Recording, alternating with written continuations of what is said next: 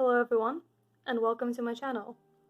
So I know I said the next video would be a comparison of Copic markers and Ohuhu markers, but some of my Copics turned out to need a little bit of TLC.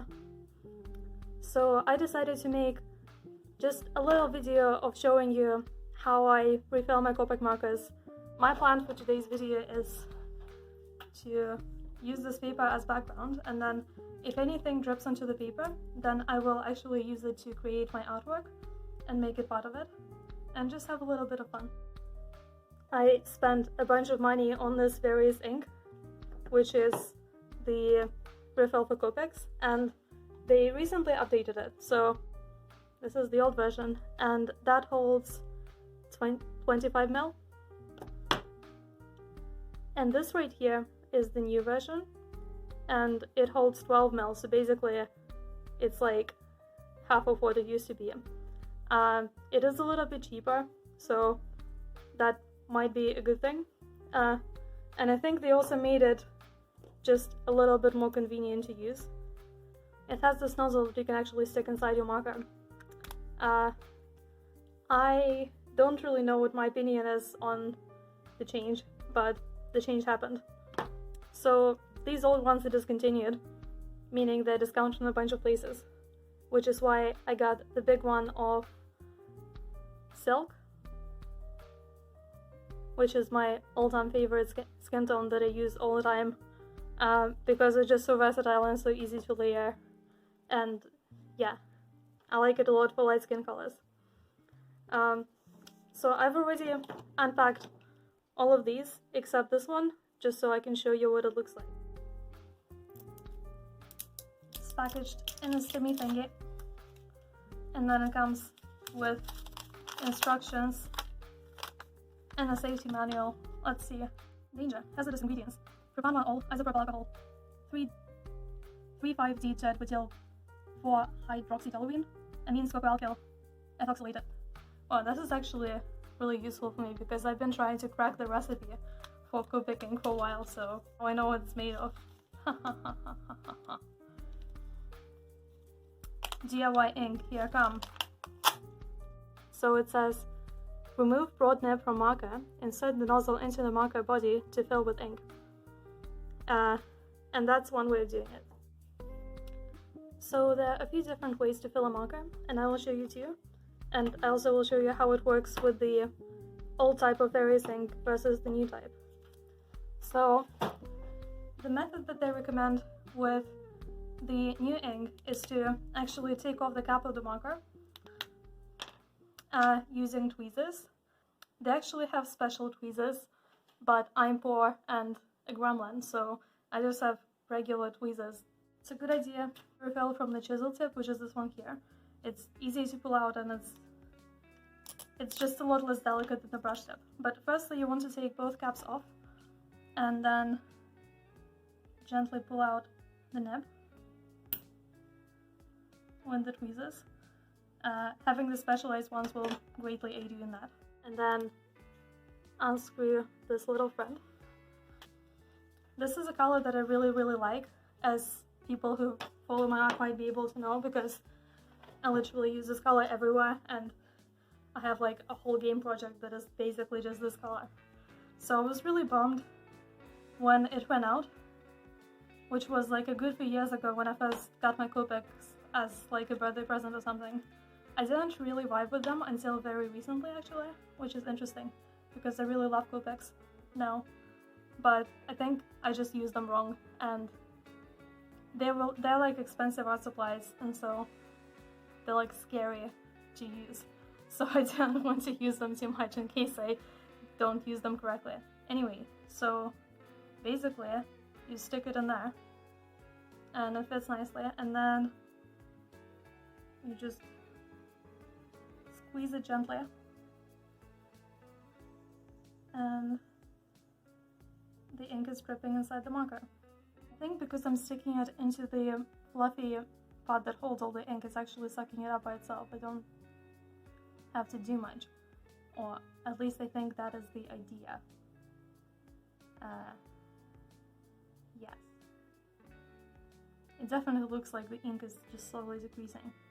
And basically you want to do that until the ink starts dripping a little bit from the side, from the brush tip, and then it's filled. And then you have a happy marker. And these are Copic Ciaos, as you can see. So this ink will refill them a few times. I can just like feel the marker becoming heavier in my hand as I do this, which is nice. I'm really excited to be able to draw with this color again. I don't know if it's a good thing that they changed the design of the things from this to this. It does make it, I guess, more accessible to artists who don't use Copics like all the time, loads and loads of times. So for hobbyists it makes it cheaper, but I feel like this is probably more effective like in the long run, which is why I'm very happy that I was able to get a big thing of silk, because I use that one a lot. So yeah, I know that I will get really good use out of this and probably have to buy another one at some point. But as for the other colors, I don't know what will happen, so we shall see.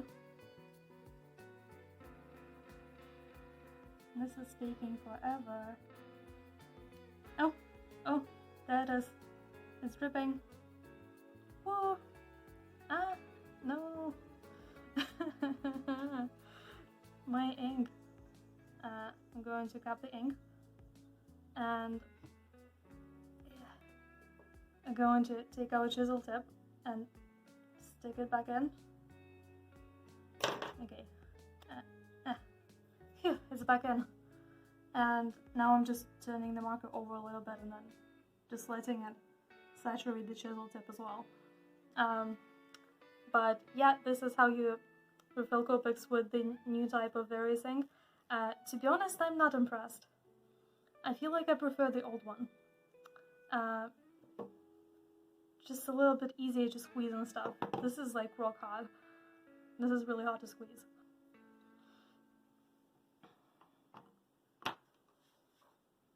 But yeah, we have successfully refilled Sugared Almond Pink, which is great because I like it a lot. That was that. And now let me show you a different method of doing that, as well as... No! Well, I just spilled isopropyl alcohol all over my desk. This is fine. Alright, so after a little setback, we're back on track, and I'm going to show you how to refill markers with the second method. So this method, I think, in my opinion, is much easier, and I think I prefer it. So you take the ink bottle, and you take the chisel nib, and you just drip it slowly onto the nib, and then you can actually see it starts absorbing it right away, because this nib is not completely dry, but quite dry. And then you just do that basically until it starts dripping from the other side, same as with the other method. This video is kind of a mess. Spilling alcohol all over my desk was awkward, but also very me. But at least my desk is really, really clean now. It smelled like a hospital for a bit. It's actually right now, surprisingly. But there was so much alcohol, I managed to clean some stuff in my kitchen and the whole table, and yeah, it just... awkward. But at least it's all sterilized. Coronavirus has no chance in this house now. Oh. It's happening. Ooh. It's happening. Cool, it's very filled and happy. It actually looks kind of orange. I assume because it's like this really thick thing of ink. Yeah. Good luck to me making some art with that.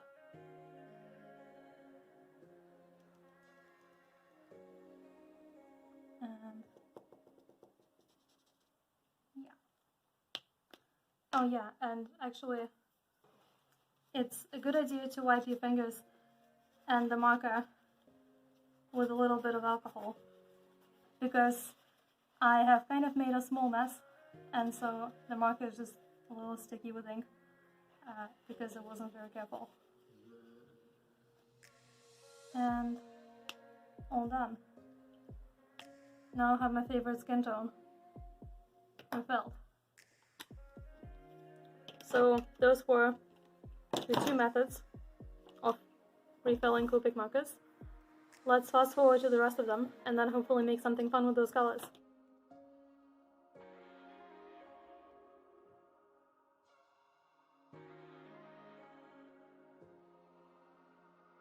Here's our final result with the splotchiness, and I decided that I want to draw a mermaid with this.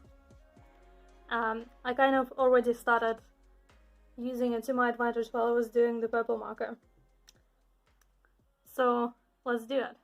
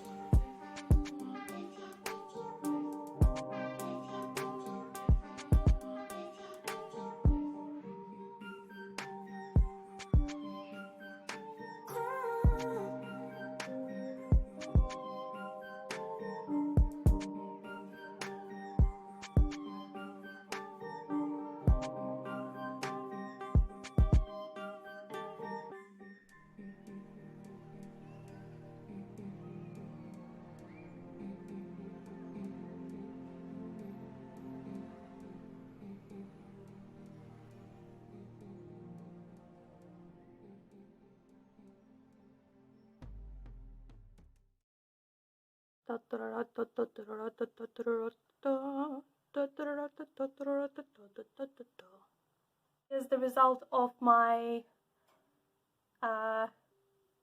markers being refilled and paper being stained, and then paper being stained some more to form this beautiful picture of a mermaid chilling with some tadpole thingies, fish thingies, jellyfish, eels, whatever those things are. She's hanging out with them. And I personally really like to draw mermaids more like this than the kind of mainstream understanding of like these really pretty ladies with tails. I like spooky mermaids. So this is very self-indulgent, but it was really fun to work on, and I think it turned out pretty epic for something that was just some splattered ink. This is fine. It will become no. It will become beautiful art. Everything is fine. I also really like the color palette, and I feel like it's not really a color palette that I would have made otherwise if I don't already have these colors on the paper. I kind of just had to make them work. So these are the colors that ended up splattering onto the paper that I refilled and then used to create the basis of this illustration. And then I added 2 extra markers just because I felt like the splattering was already enough of a challenge. I added the light orange because silk basically looks almost exactly like light orange when it's kind of put on the paper in ink form. And then this hydrangea blue, I just like this color, okay? I think in my imagination these tadpoles were supposed to be that color, and then my imagination just like refused to accept them as any other color. And then it also ended up being quite useful for the background as well. I plan to just use this darkest color for the background, but I think the addition of the hydrangea blue helped it stand out even more, and it all just looks so cool. I like it a lot. And then for the line art, I used this Tombow Fudenosuke hard brush pen, my favorite, and also these mangaka fine liners, my trusty friends. And then for the shinies, this Uniball Sigma Broad pen. It's a good pen. It's like the only white pen that actually works. I think I'm going to call this the Copic Splatter Challenge. Putting challenge in the name just makes it more exciting, right? But honestly, I think it is a challenge, and I think it makes a really good exercise or warm-up. This was meant to be a warm-up, then I just went kind of hard of it. But you don't have to go as hard on it as I did. I personally really enjoy making something that I didn't really plan and kind of just go with the flow. I feel like it's really fun, and it really it's a good exercise for imagination. Like if you're art blocked, then you can just draw some random shapes or just splatter some ink around and then try to see if you can make any kind of silhouette from it. And then you can even make a whole composition like this. And then you can just keep developing it until it becomes something like this, or maybe something completely different, I don't know, until it becomes something. I honestly feel refreshed by this. There were also a few moments when I thought I just like ruined it, but then I managed to bring it back, like her tail. Didn't really go quite according to plan, and these tadpoles, I had to put a bunch of alcohol on them to kind of take away the color from them, and then put it back because they were just too dark. But I think overall it has the right kind of feel that I was aiming for, which is like sort of sweet but also sort of sinister at the same time, because this is the carnivorous mermaid and she is hunting. You can see she's kind of based on like deep sea creatures, fishes, I really like them. I really like drawing underwater kind of scenes. Have been since I was young. Oh yeah, also a good tip. You may have noticed me using some alcohol in a little pot and either dipping my markers into it or actually using a brush on them. So because these are alcohol-based markers, they dissolve in alcohol, so you can get a thing of isopropyl alcohol, or ethanol works as well. And then you can basically just use it to blend the markers if you don't have a colorless blender. Or if it runs out, then you can actually refill your colorless blender with the alcohol. That's what I do. I'm not a Copic doctor, just a disclaimer. This is not Copic medical advice. This is what I do because I am cheap like that. I assume the colorless blender might work even better because, as we found out, these things contain like a whole mix of stuff as the kind of solution that's in them. I kind of want to try and emulate it at some point, but I just need to make sure that I don't poison myself while doing that. So don't try this at home unless you know what you're doing. This has been a PSA. So yeah, I hope you enjoyed this video. I hope you learned something. For example, how to refill Copic markers, what not to do. By that I mean, don't leave bottles of alcohol just like open on your desk, waiting to be knocked over, because now let me show you a different method of doing that. As well as... No! Don't do it. It's not a good idea. What to do? Splatter some ink. Use your imagination. Make some art. Then go and do some activism. Oh, and like this video and comment on this video and subscribe to my channel and all of that, please. I would really appreciate that if you like this video. No pressure. Remember, there are no mistakes, only happy accidents.